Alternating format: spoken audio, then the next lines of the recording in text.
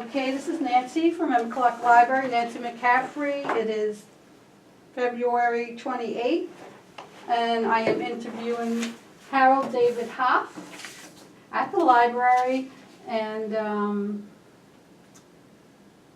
we'll begin, I guess. And it's for the Library History, the Library of Congress Veterans History Project. Okay, so how are you? I'm fine. Good, good. So I'm glad you're here. Thank you. I'm glad to be here. Okay, let's get started with some biographical details. When were you born? October 14th, 1936, Okay. a while ago, That's okay. And where were you born? in Brooklyn, New York. Okay. And your parents, what were their names and what were their occupations? My father's name was George, and my mother's name was Ethel. My father did various jobs. He worked for the U.S. Post Office. He was a mechanic. He did a lot of different trades. He was a painter. Oh, okay. And my mother, I think she was just a housewife, as long as I remember. Okay, very good.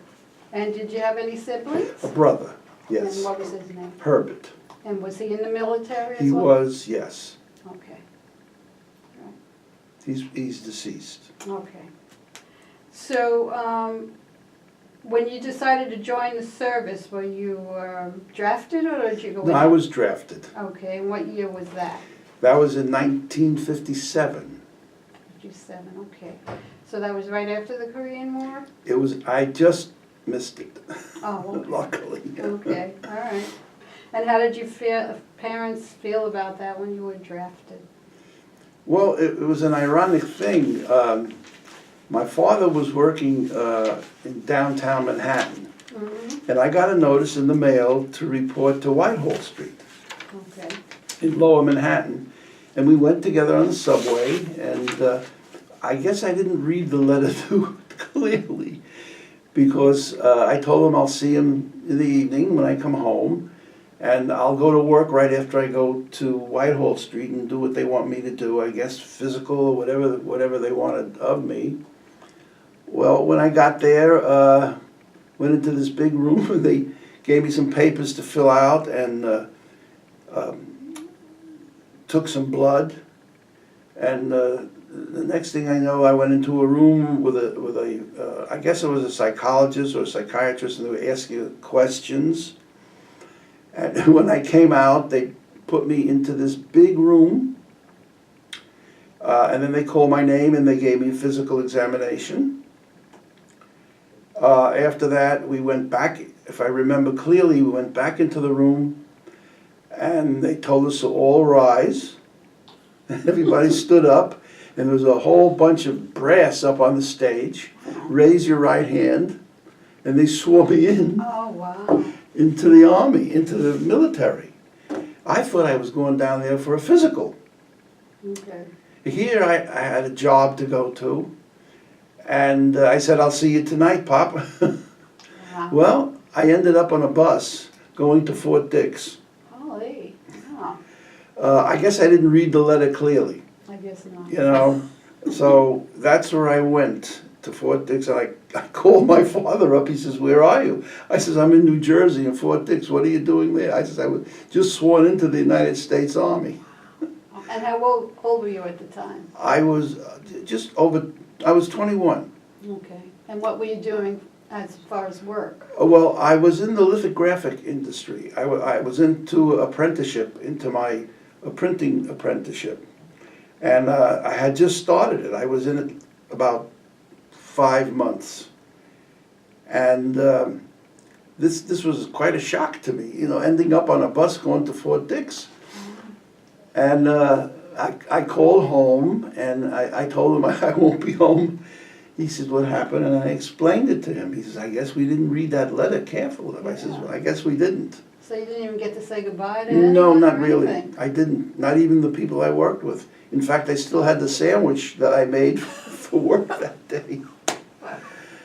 And we went to Fort Dix, and I got to Fort Dix, and the strangest thing, they would give me some clothes, and they called it a flying 20. That would be so you can buy toothpaste, the Oh. toothbrush, shaving equipment, because I didn't have any of that with me. And then we went to eat, if I remember correctly, and they sent us to a barracks, and they gave us some bedding, if I remember right, and I still had my civilian clothes. And they just let us loose, just to do what you want, you know, and I was laying. The next morning they woke us all up, everybody got up, and we marched into a room, and they gave us inoculations, and some clothes. Like I told them, what size they asked me, what size shoe? I said, 9, okay, you fit into 8. All right. And they gave me a whole bunch of clothes. They gave me a duffel bag, and I can't recall exactly what happened the rest of the day, but they sent me back to the barracks. And I did that for 2 weeks. Nothing. Absolutely. Went out and marched, and went to the mess hall to eat, came back, went to the barracks. For 2 weeks I did, and I said, and they called people's names out every morning, and told them, you're getting orders to go here, you're getting orders to go there. So you were just waiting for your orders to come. And the one that was doing it was a PFC, but PFC to me was a high-ranking official. So they 2 weeks went by, and every day it was the same thing. So finally I went over to this PFC, and I asked him, I said, excuse me, I said, but what about me? He said, what's your name? And he had a clipboard. He's standing with the clipboard like this, and he looks at it, David Hoff, oh, you're gyroscoping. I said, well, what does that mean? He says, you're going to Europe. I'm in the Army 2 weeks, already I'm going to Europe. I don't know where I'm going or what. He says, your orders are coming through. He says, you're going to go to Fort Benning, Georgia. Mm-hmm. Now, I was hoping to go to Fort Dix, to stay there, because it's like an hour and a half, 2 hours to my home. Yeah. So they cut the orders for me, and they gave me 48 hours to go home. They gave me an airline ticket, I believe, to Atlanta, if I remember correctly, to fly out of LaGuardia. And they gave me money for a taxi cab to go to LaGuardia. And I didn't know what was happening at that point. All I know, I got home, and my father says to me, oh, you're out of the Army? I says, no, I'm just home on a 48-hour pass. I'm going to Georgia. And I explained to him, like I did, that I'm part of a gyroscope, and I didn't know what that meant. Well, when I got down to Atlanta, we got on a bus or a train, I don't remember what it was, but we went down to Columbus, where Fort Benning is located, and I reported to Sand Hill. That's the part of Fort Benning that I was going to take my training on, or at. And they explained to me what gyroscope was.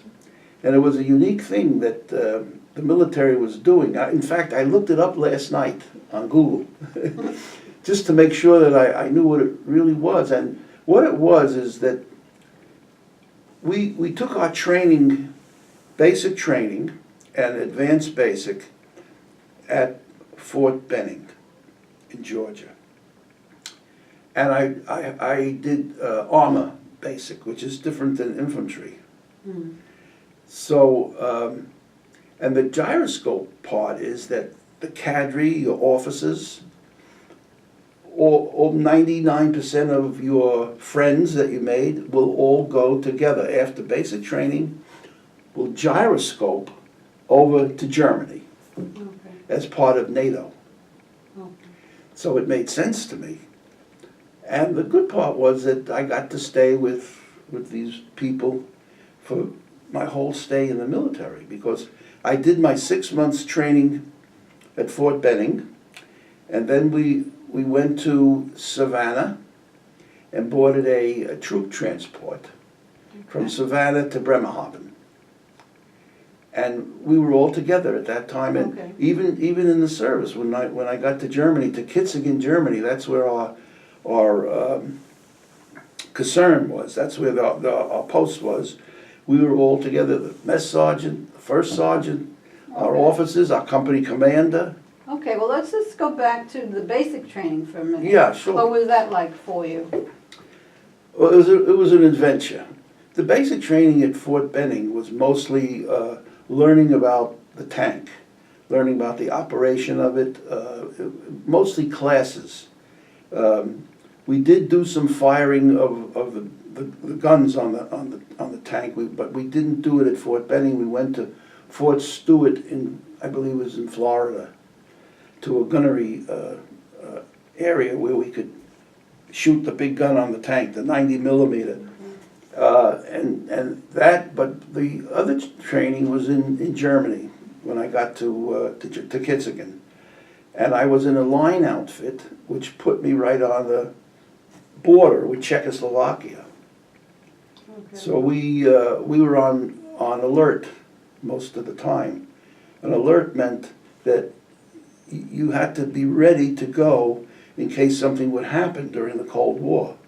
Because they explained to us where we were stationed was the bowling alley. If anything was going to happen, they were going to come right down through there, and it was our job to try and stop them. Now, who was they? That would be the communists, the Czechoslovakians, Okay. who was part of Russia at that time. And when they called an alert, you never knew if it was real or not. Oh, In fact, we had an alert called on a New Year's Eve. Now, if you got a pass to go into the town, the company can only allow a certain amount of individuals out of the caserne at one time because of this. mhm. Overnight pass was almost impossible, if not hard to get, but we did have cadre that lived off the post, so they had to get back in there in case an alert was called. And they had some sort of system that they could get in touch with each other. We didn't have cell phones, No. but there was some way that they did it, a regular phone, a round robin sort of thing. Okay. So when you were you went through basic, and that was how long, 6 weeks? Or? The basic training was 6 months in, Oh, 6 in the months. States. Okay. That's where we did our basic training. Okay. We did some training, we had NATO exercises in Germany with other military. Not only 3rd Infantry Division, we had with other military, we did NATO exercises. That was another story. Okay, we'll get into that. What were your basics training instructors like? Do you recall I any of sure them? do. I remember them because we stuck together right from when I first got in and went to Fort Benning. All of us were, Even the instructors? yeah, they were the cadre that was teaching us. There was Sergeant Lott, he was the first sergeant.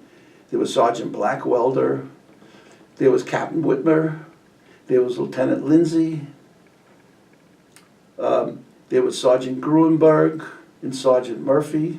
So it doesn't sound like you've had it really hard at basic. It was, Well, the hard part was I wasn't used to regimentation. Mm.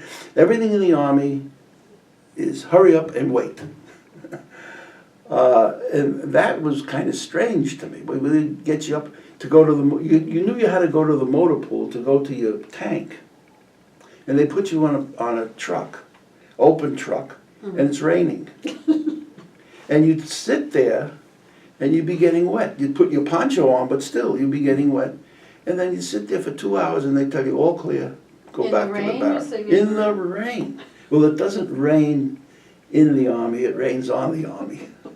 It's funny. So, well, that's what they told us, and, but I sort of adjusted myself to military life, and even when I got out, there were a few things I kept with me, Yeah. like folding my socks and making sure they're in my drawer, Right. but, Okay.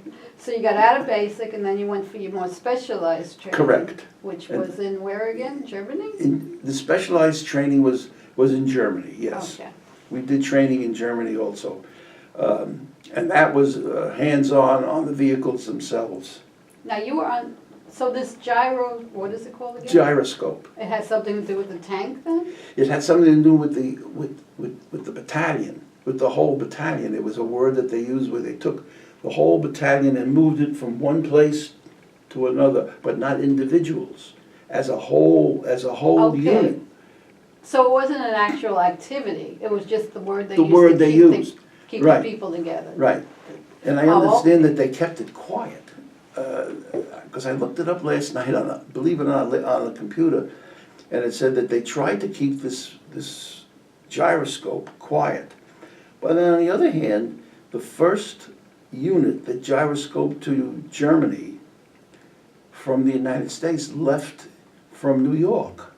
And they had fireboats and all kinds of things to wish them well when they left.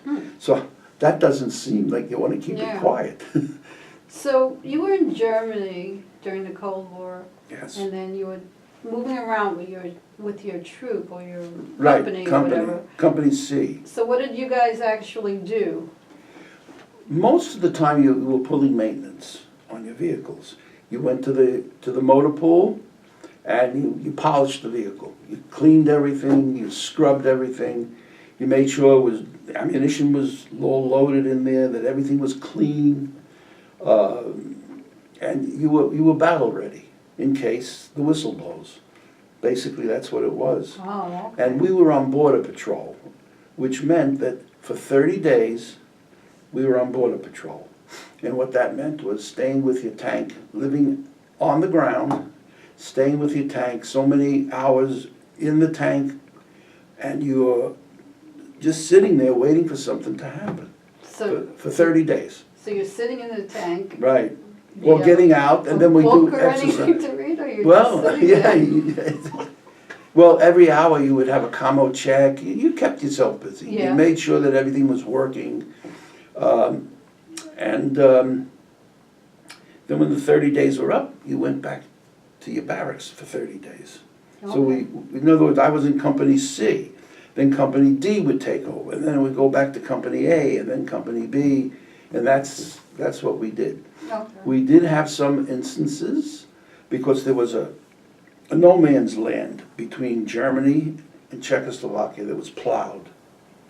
And that was patrolled by jeeps, by our jeeps. And there were instances where they were fired upon. They were actually machine gunned. And they had to stop and radio in exactly where they were, their grid coordinates. And the funny part is that the jeeps had 50 caliber machine guns mounted on the back, but they couldn't fire back. Why is that? Because they were afraid that would start the Cold War. Oh. It was very close. I mean, you were teetering on this thing. And so they were told, don't shoot back. Just radio in your coordinates and stay there. And I wasn't in the jeeps, so I never got fired upon. Thank God for that, you know.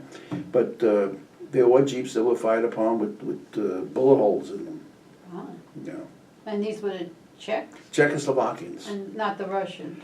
Well, I don't know. There might have been Russians in there with them. We don't know. So when you were living on the ground for the Yeah. 30 days, were you just eating rations that whole time? Not all the time. I'm glad you asked that, because the Army did send out mess trucks with hot food. Oh, okay. You know, they did. We had a mess gear, and they would have a mess line lined up, but not all the time. But we did eat sea rations, and they were horrible. Oh, Doesn't even I sound had good. heartburn. Yeah, but we did get hot food. Okay, and were you there during the winter when it was really bitter? I was. You must Yeah, I have was been. there during the winter, and I was there in the fall, if I remember. We were on NATO maneuvers. This was, other countries too were involved. Mm. And it was raining. I mean, teeming. And everything was mud. And foggy, misty. And they had to call the maneuvers, stopped it right then and there to wait till the weather got better. And then we can go, because the tanks were sliding all over the place, you know, so. It was an adventure. So did you meet people from other countries? I did. I had a lot of friends in Germany where I was stationed. I made a lot of friends there. This is a true story, which I can tell you about this one friend of mine. We had a company tailor. He would sew your stripes on or take your stripes off, whichever it was. And he would tailor your uniforms and everything. And I got to really befriend him. He was a real nice guy. And he invited me to his home, introduced me to his wife, and at that time he had a young daughter. And as a matter of fact, his wife used to make pickles. She made a jar of pickles, which I used to bring back to the barracks with me and give it to the guys. Everybody loved them. Well, to make a long story short, I'll be brief about it. I lost contact with him when I left the service. My wife and I and my brother-in-law went on what they call the romantic trail. It's it's like a tour that you take yourself in Germany. Right. And you come down through Sweden, and we drove down, and you stop at certain places all the way down to Austria. Well, I wanted to go to Harvey Barracks because Kitzingen was one of the stops on our itinerary. And I said, I want to go back to my barracks and see what it looks like now, because it's altogether different. I don't recall what year this was. But anyhow, I get into town, and I wanted to ask somebody. So my brother-in-law had gone in to get some money for a parking meter. He comes out, he says, I went into that store, and there's a woman in there that speaks English. She could tell you, go in there. So, well, I went in there. And I asked, he says, well, I don't know where it is, but I know somebody that used to work there. And now this is 40 years later. 40 years. He says, I'll call the person out. So this guy walks out with a tape measure around his neck. I looked at him. I couldn't believe it. It was Willie Ike. He was our tailor, our company tailor. Oh, I mean, the sweat just started pouring off of me. It was unbelievable. My wife to this day can't believe it, but it's the truth. Wow. Yeah, and unfortunately, he was telling me his wife had passed away, but you know, I sent him cards for the holidays, but he never answered me back. I don't know why, but we sort of lost contact again, and that was the end of that. But this was really something. And that town, Kitzingen, is about as, I would say, maybe as big as Northport in population. So did you ever get to your barracks, or was it ever? I did. I Was got it to it. still standing? It's standing, yeah. I even went around and looked at the back fence where we used to sneak in. If you were coming home late and get in, your pass wasn't good anymore, because you had to be in by midnight. Right. You know, so we knew just where the fence was broken. And when you went on your R&R, where did you go? I went to Munich. Oh. I went to Munich. I remember going to Munich. It was October, and you know what they have in Munich in October. Oktoberfest, but this was the real McCoy. Oh my God, for 3 days. You must have had fun. It was a lot of fun. We went with a bunch of us that went. Wow. It was really a lot of fun. Yeah. So how long were you in doing that job, the gyroscope? Oh, that was 18 months. 18 months. Yeah. Okay. And then what happened after that? I came home. Oh, that was it for you? 2 years. Yeah, I was drafted. And the outfit that I was with, 68th Armor, most of them were draftees, and they enlisted so they can go to Germany. At that time, you could sort of ask the Army to send you where you wanted to go. I got to go for 2 years. They had 4-year enlistment. Oh, okay. Of course, before I got out, they tried to talk me into staying. Yeah, they always seem to do that. That's what I've been hearing. Yeah, they did. Oh, they offered me this. They offered me, if you want to, you can go to officers' candidate school and become a second lieutenant. I says, no, I'm going back to my trade that I'm training for. And I did my 2 years. I served my country as best I can, and very happily. You went home. Yeah, and I went home.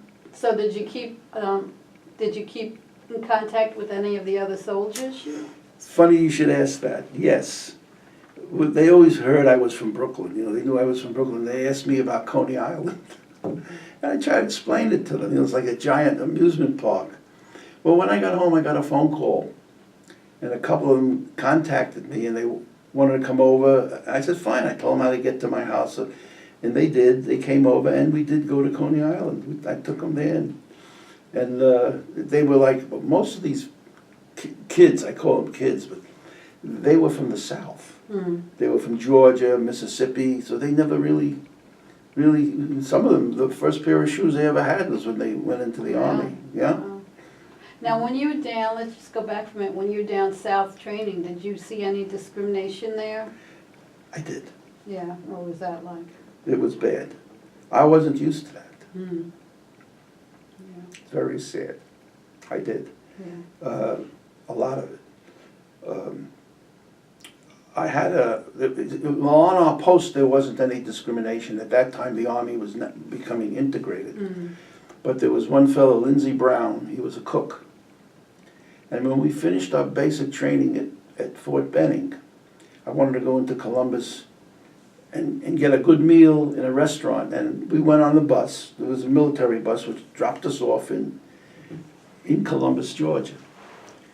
And I said, all right, Lindsay, let's go get something to eat. He says, yeah, he says, that sounds like a good idea. I said, all right, look, I said, there's a place here. I remember the name of the restaurant. I can tell you it if you want me to. Yeah. It was called Morrison's. And they were like a cafeteria style. Yeah, I know the one you mean, because they have them in Florida. Oh, they do? Yeah, yeah, they used to. And I said to him, come, why don't we go in here? This looks like a nice place. He says, I can't go with you. I said, why not? He says, well, that they don't allow colored people in there. He said, oh. I said, well, okay, let's go where you're allowed. He said, He says, they won't allow you in there. Oh, jeez. So we left it at that. But I did see a lot of things happen down there. Yeah, sad. Yeah. Okay. The So- strange part, in Germany, I never found any anti-Semitism. When I was there, I didn't. Huh. I'll be honest with you. For the year and a half that I had a lot of German friends, really, and I didn't find any anti-Semitism. Hmm. One time I saw a swastika drawn on a sort of electric box on the side of a road, but that was it, honestly. That's the God's honest truth. Okay. Wow. Okay, so you got out of Germany. How did you get back home? I got back home on a troop transport.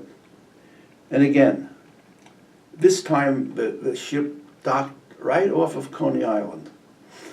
And we got separated at Fort Hamilton, I believe it was, in Brooklyn. Mm. But when I saw the parachute jump, Mm. to me that was like the Statue of Liberty. Parachute jump at Coney In Island. Coney Island, yeah. We were docked outside there, and then they took us off that troop ship. I don't remember if they took us in, but they took us right into Fort Hamilton to be separated from the military, and I had the car fare to go home, and I went home from there. Did you have a big homecoming when you came home? My parents put a sign up. I live in a big apartment building. Welcome home, Harold. Oh, that's nice. So what was your rank when you got out? I was specialist 4th class, Okay. equivalent to a corporal, but it's Okay. non-commissioned. This was not a non-commissioned officer, it was a specialist rank. Okay, so were you able to use anything you learned in the library in the future, or was it just, not the library, what am I saying, the No, military? in the military. Well, I learned how to take care of myself, I'll tell you that much. That I did. Yeah. I learned to appreciate this country. I've been to many, many countries. My wife and I have traveled a lot in Europe. We've gone to Mideast, and I have never found a country to be like the United States of America. Okay. Yeah. So that was the big thing you learned, just to be able to, were you able to get along with people better after you got out of the military? I did. I certainly did, you know. I can understand people better, you know. That I did. Okay, so when you came home, did you use the GI Bill at all? No, I was in an apprenticeship, and I was learning a trade. And I had 4 years, well, actually 3.5. But they gave me credit for the 6 months that I was in my apprenticeship before I was drafted. I was taking an apprenticeship in the printing industry. And that's Okay. what I did for 44 years.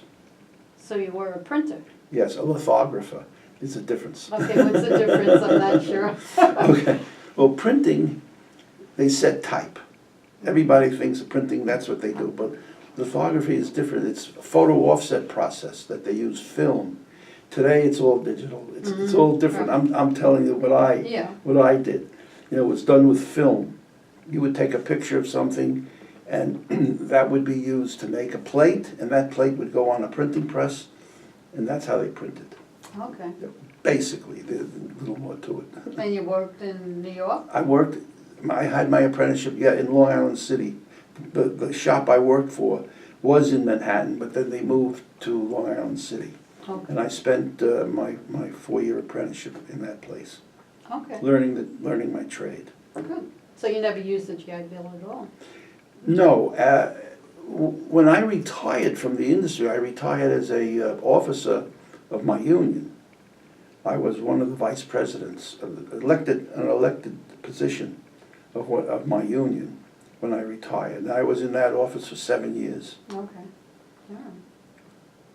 Good. Yeah. So, is there anything else you want to talk about as concerning your time in the military? Any other stories or? There's a lot of stories I'd rather not. Oh. But it doesn't seem like you had a particularly hard time. It wasn't a. You know what was the hardest time? I'll be honest with you. The KP. KP when you were. That's when you worked in the kitchen. Yeah. Everybody thinks KP is just peeling potatoes. It wasn't so. Our mess sergeant, Sergeant Morrison, I believe was his name. He was a tough man. But the mess hall we had was spotless. I mean, there wasn't a bit of grease anywhere. But he was a tough man to work for, and you worked like 14, 16, 18 hours a day in that kitchen. Wow. And you cooked and cleaned? I wasn't cleaning, that's mainly what. Oh, that's. But everybody fought to get the officers orderly, because that was an easy job.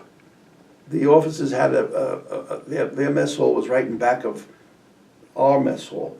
And if you got the officers orderly, then you would have it made, because you'd only have to worry about that little part of the mess hall, making sure that the stove had enough coal in it to keep it warm, and you would serve them the food. They would actually be served at the table. And they had their little tables, and rank has its privilege. Yep, that's for sure. So it sounds like you readjusted to civilian life pretty easily when you got out. Yeah, I did. I did. The civilian life, I was looking forward to coming back home. Of course, they tried to talk me into re-enlisting. They give you all kinds of offers, Right. so much up in rank. You can go to OCS, or you could get so much every month pay. I believe they offered you for every year you re-enlisted a month's pay. And for some people, that was a big plum, but I wasn't biting on it. You know? I wanted to go home. And I would go around clearing the post, before I left Germany. I had to clear posts. You got a paper, and on it was the library, and the officer that was in charge had to initial it to show that you were clear. Okay. So, how did your military service impact your feelings about the war and military life in general? Well, which war? Well, you were in the Cold War, so. If you want to talk about the Second World War, I did see areas of I was in London on a leave, excuse me, and also in Germany. There were still parts of the country that weren't built up. They were bombed out. They were bombed. I mean, just not rebuilt. It's a sad thing to see. War isn't really the answer to trying to solve a problem. No more. No. Not today. I don't think so. Because Yeah. it's not like it was where you were shooting at each other with a rifle or a pistol. Now it's Devastation. Pretty devastation. That's the word. One bomb could look at Hiroshima and Nagasaki. And we're the only country in the world that ever used an atomic weapon. Yeah. It's sad. But the Japanese didn't want to surrender. They were fanatical. And I think that Truman really didn't have a choice, because if he would have tried to invade Japan, which was the next step, we would have lost millions. So what do? Yeah. You're damned if you do and you're damned if you don't. No. But I don't condone war. I think there's, especially now. Yeah, I agree. What message would you like to leave future generations who hear this interview? To love this country.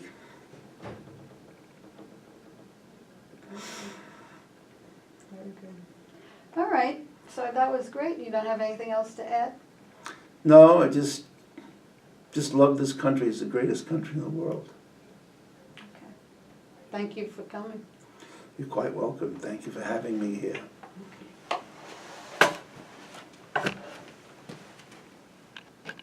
These are my dog tags, number one, all right? This was a can opener that we carried with us so we can open our sea rations. This was my company crest. We wore it on our hats. Some people put it on their lapel. It says ventre a terre. That means belly to the ground. And that's what a tank is, belly to the ground. Right. All right, and this is just some of my papers that I got. This was a Freedom Team salute.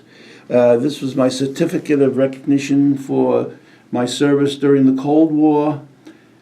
This is my DD-214, and that's your discharge my papers, this is my discharge. Oh, okay. They did make a mistake here, though. What's that? If I didn't tell you, you wouldn't know. But I'm gonna, it says ER. Actually, that's an enlisted recruit. I was a U.S. I was drafted, so it should have said to U.S. But it's fine. I accept it.